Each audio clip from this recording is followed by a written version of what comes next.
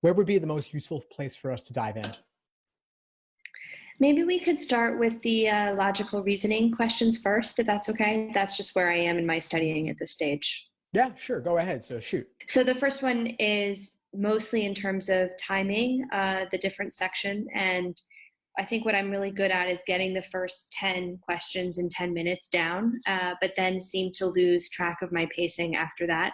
So what would you recommend in terms of pacing between the 10th question and the end? And then related to that, how would you recommend identifying which ones to flag and how many to flag and then come back to at the end of the section? Sure. So personally, I would typically flag 3 or 4 questions. And I would recognize those as being the ones that are most difficult for me. So there will be some variation from person to person, what you find most difficult, but a couple of candidates that typically I want to flag, and many students do as well, are longer questions with more words. So parallel reasoning, principal application questions, and questions involving complex vocabulary, especially topics on philosophy, aestheticism, art, and then of course science, anything especially technical or unfamiliar. Okay. Those would be good questions to skip. If they appear in the first 10, of course, then they're probably not so hard because the method of reasoning at least will be simple. But those are ways that LSAT ramps up the difficulty. As for the question of time allocation after question number 10, I don't really have any specific recommendations on this. There is a general increase in difficulty as you go forward, but the last couple may be a little bit easier as well. And so typically I'll find that questions 15 through 22 or 15 through 23 are the toughest, and that's usually the range from which I'll pull my 3 or 4 questions.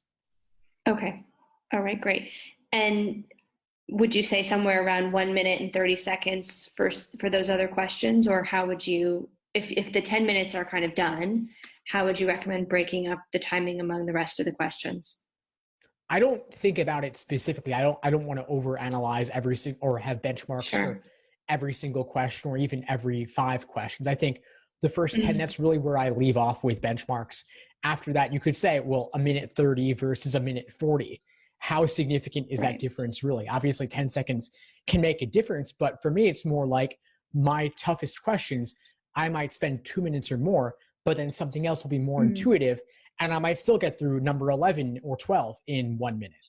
So for me, it's really about getting through the first 10 quickly, building up a time bank to tackle the more difficult questions a little bit more slowly, and then circling back to those toughest 3 and 4 that I flagged at the very end and giving them whatever they need mixed with whatever time I have remaining.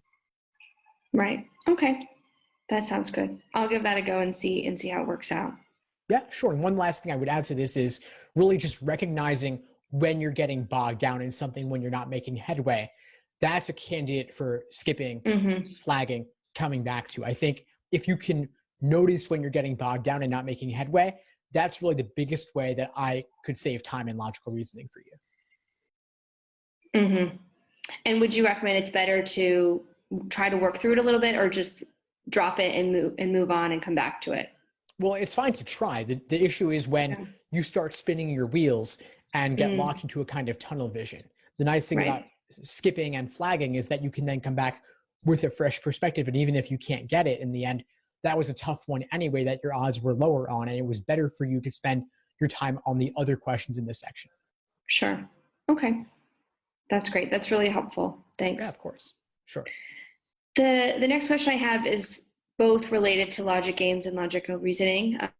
So I just want to clarify a really simple thing, which is doing the contrapositive for anything that's worded as neither X nor Y.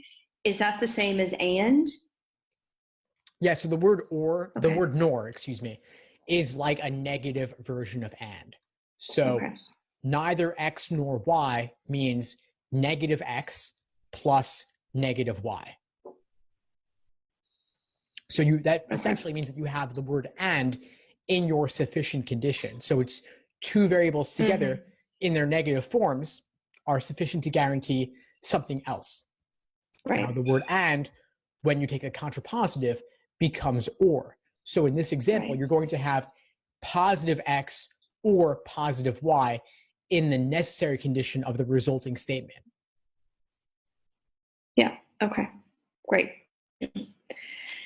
And then somewhat related to that is a question around working through logic games and trying to decide when do I work through each of the answer choices one by one and try to plug them into a specific diagram, or do I go the route of trying to use process of elimination first? And which ones? I think one is much more time consuming than the other, but it's very difficult for me to tell based on the question type which of those options I should pursue.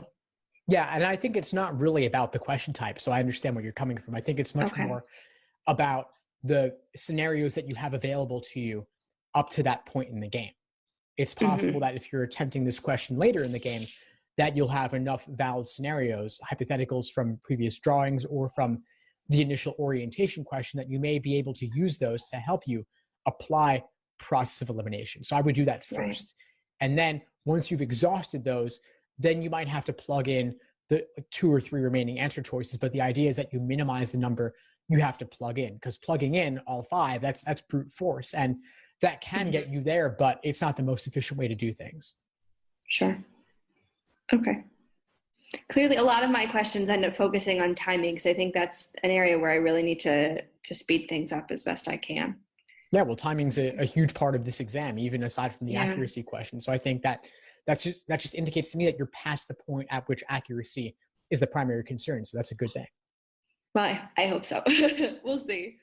Um, on the timing note as well, what is your advice around working through, say, a necessary assumption question where I get to answer C and it seems very, very clear to me that this is 100% the answer? Is it worth going to answers D and E and still looking at them? And how can I use being quite certain of an answer to gain some time for some other questions that might take a lot more thinking around? Yeah, that's a tough question, because I think that my general advice would be to always go through all 5, just to be safe, just to be sure. Mm-hmm. They're very crafty at making tempting wrong answers. And so it's generally a good idea to go through all 5 on all sections. But an exception for me Mm-hmm. would be perhaps the first 10 in logical reasoning. If you're good at logical reasoning, which Okay. you are, you have a good foundation. Your first instinct is likely correct. It's good to go with your gut. I wouldn't be second guessing yourself there. So if you're really if you're really in the mindset of, I want to blast through these as quickly as possible and build up the time bank for the tougher ones later, then with some hesitation, I would recommend not going through all 5 on some of the first 10 if you're super confident. But if it's a tougher question, I would certainly go through all 5 choices. And as for how you can use your confidence on choice C, it's really just with the mindset of evaluating D and E just to check, just to be safe. That's really it. But also be open to the idea Okay. that maybe there was something off about C that you missed. And if D or E looks good as well, then that means you Right. really need to revisit something. Right. Okay. All right. Great. And then another question I have is around the suggestion that you make in one of the videos about reading the question stem first for logical reasoning. And that's not something I've been doing for the several months I've been studying. You know, it would take some probably adaptation to how I'm currently doing things to give that a try. You know, a month and a half or less than a month and a half away from the LSAT. Is that something you'd recommend that I give it a go, or should I stick to what I'm doing? What is the advantage of doing that? And would I see some substantial improvements if I try to bring that into my studying approach this time? So if you're happy with where you're at right now, or close to where you want to be, I don't think you need to radically change anything. There are plenty of top scorers who read question stem first. There are plenty of top scorers who read stimulus first. So if you're curious about it, you could do a section or two trying it the other way and see Mm-hmm. if it feels more natural, or see if it becomes progressively more natural for you as you work through those 2 sections. And then if you like it, you can switch. I think with a month Right. and a half remaining, you have enough time to try out different things.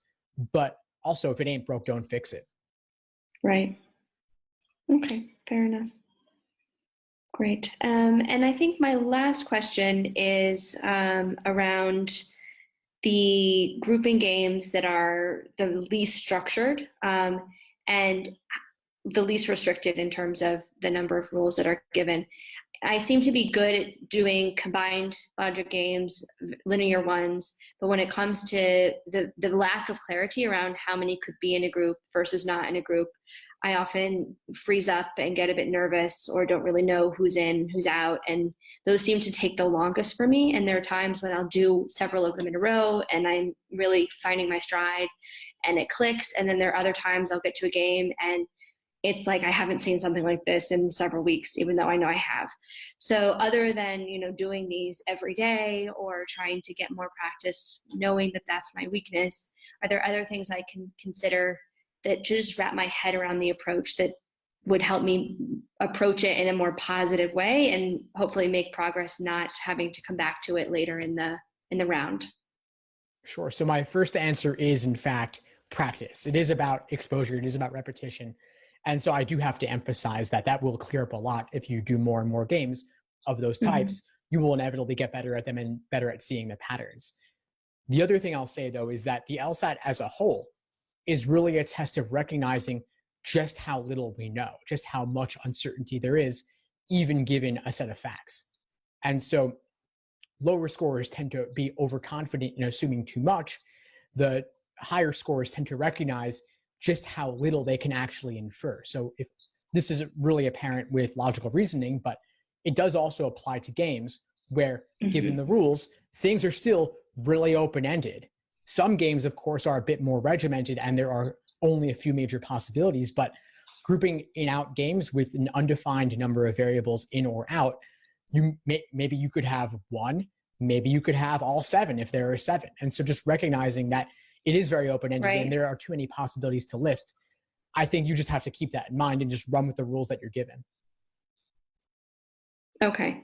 And those are usually the questions, just going back to one of the earlier questions I asked, those are usually the instances when I find myself having to plug in each answer choice one by one and trying to diagram it because I don't necessarily have the structure already in front of me, or I haven't listed those out already in my previous answer choices. So are these the grouping in-out games with long conditional chains? Yeah, exactly. So then if you're trying to solve those games without actually having the chains, it's going to be harder. I have the chains, and then it's usually an instance of it's either one of the variables that's not present in the chain, or it's one that's towards the end of the chain. So it not having the understanding of where the other variables that precede it fall into play throws me off a bit. Yeah, when you're starting with the end of the chain, there's much less you can infer. And so just recognizing that when you're at the end, much more is up in the air. Just becoming more comfortable with that. Yeah. Okay. Okay. Well, I think that's it from my side at this point. I'm sure I'll come up with a couple of other questions in the coming weeks. Great. Well, it was really great to connect with you, Rachel. What would you say is the biggest insight you got from our call today? I think it's accepting that I'm not going to have total clarity on all of the answers or all of the options available to me in the logic games, and that the biggest aspect of the LSAT is that a lot of it is unknown, and I just have to kind of embrace that if I want to succeed.